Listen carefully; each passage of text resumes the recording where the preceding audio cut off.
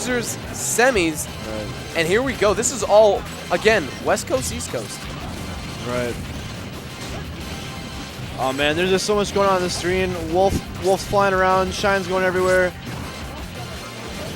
That was actually really interesting. Emukiller down tilted Ivayne out of his back throw, so he like immediately stopped the whole throw. He didn't even get to do the suplex.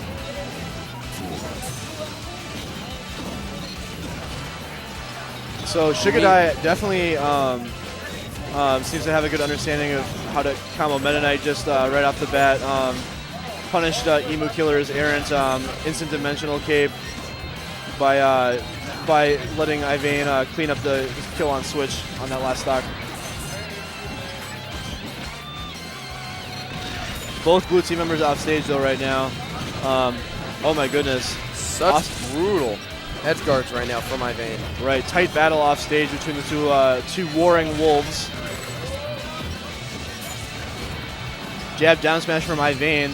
Oh, and yeah, Sugydye just holds ledge, cleans up that stock really nice. I feel like if Switch is getting thrown off stage a lot, is dying early, that's going to make it really hard for this New Jersey team to compete, which is crazy to think about. I would guess probably not a lot of people predicted Ivayne and Sugydye in top 6 for teams, just because they're probably not as well known to a larger audience. Right, and despite that, I've seen so much work right now from Sugydye. I've seen so many kill confirms from him, and he's just been setting him up. And I feel like Switch isn't too familiar in this matchup. It's similar with Emukiller. Yeah. Yeah, I mean, to your point, there's always this thing that happens in doubles where inevitably you as a viewer find yourself like kind of tracking one particular player. Right. And oftentimes maybe it's the person the best on the stream, maybe it's your favorite player, maybe it's someone you're rooting for, but maybe it's someone who's capturing your attention. And Sugydye has really been the player that I've had my eyes on, because being someone who is, very unknown to a larger PM audience, and seeing him compete with 2 top 20 ranked players in the world, and holding his own. And not only just holding his own, but beating them. Yeah. Ivayne I think it has a bit more notoriety, being top 5 in NorCal, and being someone that Sosa has spoken about in the past as being really underrated. But yeah, this team combo I think they're really like playing up to another level tonight. Right, and again, you mentioned it earlier, the largest double tournament, period, for Project M. And you're in losers' quarters. Right. That in itself is just inherently impressive. And all of a sudden, Sugydye is dead. Red team really cleaned it up. They had I honestly good team edge guard there. I can't even tell you what just happened, because I just saw 3 stocks. Right. Oh no. Oh my goodness. Oh wow. Is he dead? Yeah, he's dead. That was phenomenal. Somebody clip that. It's gonna happen. Yeah, someone's gonna do it. I don't think that Ivayne was able to get a single attack off after Sugydye died. That was brutal. That was awesome. And I guess that's why they're, top 20 players. Oh yeah. The whole time we were praising Sugydye and talking about how blue team had such a phenomenal lead, I feel like I looked away for about 20 seconds. That lead evaporated. So, again, you can never count people out in doubles, ever. If I were to make an observation, maybe it was that Sugydye was maybe feeling himself too much. He kind of left Ivayne on his own a couple times. And then when Ivayne was sent off stage, Sugydye quickly found himself victim of that quick combo that ended that put him in a 2v1 situation. Wow. And no meteor cancel from Emukiller, so he's gonna have an early death here in game 2. And the wacky F smash, and that was the back hit of the up smash. Actually, sends it a very nasty angle. Yeah, it's interesting because up smash is one of the moves that I feel like every point on the arc does something a little different.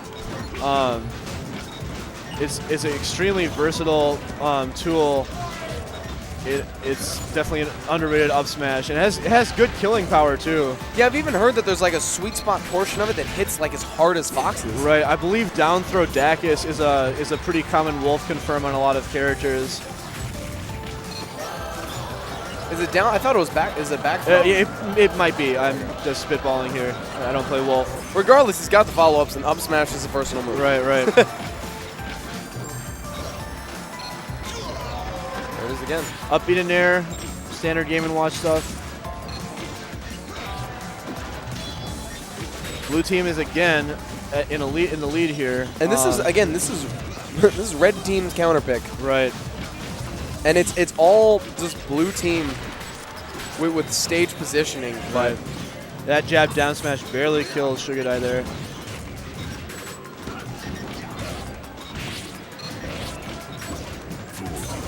Oh my goodness. NorCal's heating up right now. Switch hits his own teammate too. I feel like this is the point in the game where it can get away from you really quickly. You have one player at high percent, another player down to their last stock. That first player is now dead. Both players on their last stock. Blue team 5 stocks to 2 right now. Ivayne, I think, wanted to get a footstool there, but Emukiller DIing correctly this time.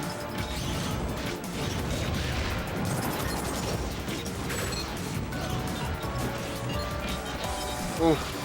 Spot dodge war there between Emukiller and Sugydye, with Sugydye coming prevailing. That was such a good F smash confirm off of those lasers. Right.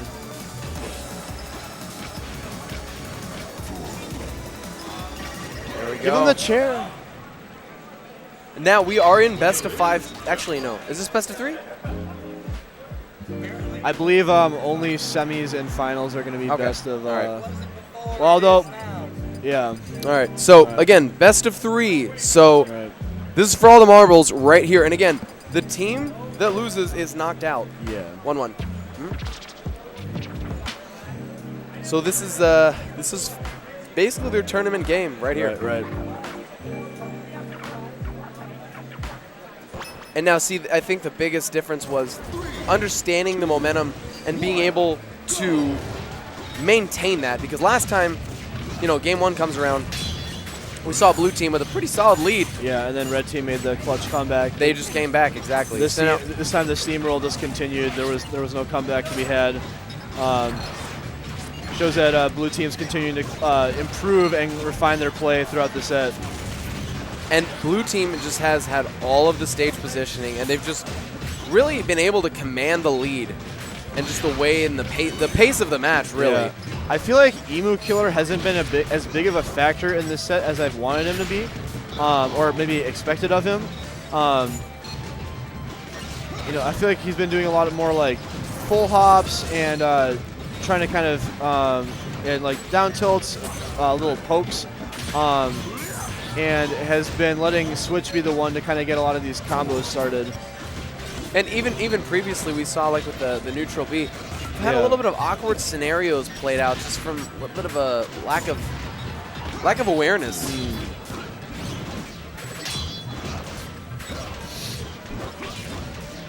Like Emukiller has been doing a lot of full. I've been watching him. It's been really interesting. He's almost exclusively full hopped in the last minute.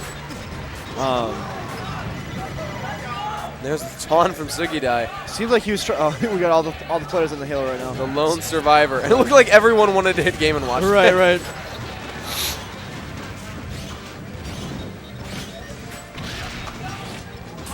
Okay, accidentally grabs his teammate there. Doesn't need too big of a punish for it, but they are still separated. Ooh. And SD.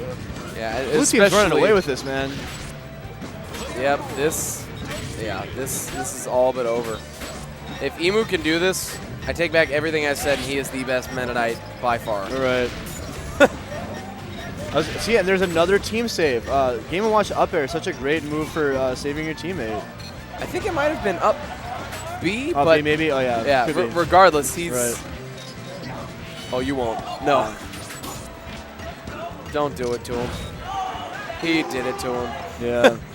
There it is. Okay, so it looks like they're staying put. So, the other losers quarterfinal was a best of 5, so maybe we will see the we'll see a game 4 here.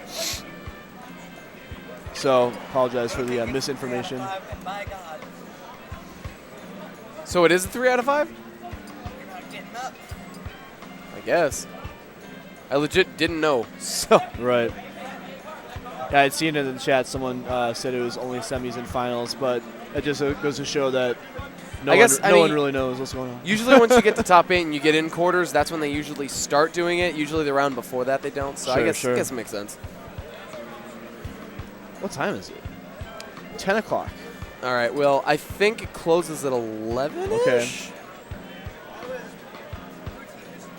Right. Yeah, it's 1-1. 2-1. 2-1. 2-1. Sugydye Ivayne. Yeah, NorCal's up. 3, 2, 1, go! So removing some of the platforms here with the pick up Smashville. Maybe Switch is hoping to establish more of his laser presence this time around. Both Game & Watch and Wolf are fairly mobile characters that enjoy, I think, tri-platform stages. The combination of Meta Knight and Wolf may be more effective at limiting their approach vectors by taking away some of those set platforms. Right. Okay, misses the down air. That would have been a pretty hype confirm. And down tilt, I think, is going to kill Switch. Yep, he's too far away. There it is. It's that easy. And here's the thing, we normally see pretty straightforward beginning where it's not really too much going on. Yeah. But it's all a matter of how each player capitalizes and really, builds on the momentum that they get early on. Because the first minute goes by and you're like, okay, it's not really anybody with a clear advantage here. Sure. It's basically even at this point. But blue team, we've seen, can they maintain their composure and their momentum? And when they do, pretty much run away with it. Red team, like you said, Emu hasn't really been as big of a factor in this set as I'm sure most thought he would be. I feel like the other Meta Knights that I've seen playing a lot of teams are trying to be more in the thick of things. That I think we saw that went from young Quaff and Jose, right? Quaff was wanting to be in the middle of things. I know that Quaff's not quite on the same level as Emukiller, but Emu's been kind of hanging out in the corner a lot, and I'm not sure he's had the same stage, the same presence in the doubles match as some of the other players.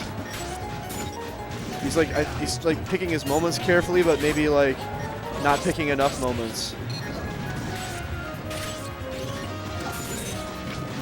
And I think another portion of it too is a little bit when it comes down to playstyle, because most of what I've seen, Emu's a very dash dance. Oh, that's not good. Emu's a very dash dance heavy one, and we also saw this in the set with IPK and Hyperflame, where the playstyle of being able to dash dance, have that room. Sometimes it seems like Emu doesn't quite feel too comfortable with approaching, with going in. That's just, so it might just have a little bit to do with that, but then again, when he does get in and he gets that chance to really do what he needs to, like right here, he understood, he had good awareness. Right. So I believe Switch just had to take a stock from both red players now down to 1 stock. Pretty quick sequence there, giving blue team a slight advantage. Ivayne's longevity here will be put to the test. All right, Switch really looking to get the stock off Ivayne. And blue team's out of the corner, and Emukiller's dead. This could be it. They have 3 stocks. I mean, Switch is a great player, but we saw what Jose V did. Right, well, Ivayne and Sugydye have already established now that it doesn't matter. And NorCal pops off. That's huge. And it's deserved. That is very well deserved. Wow. They advanced to loser semifinals against Aiden and Blank, the double zero suit team.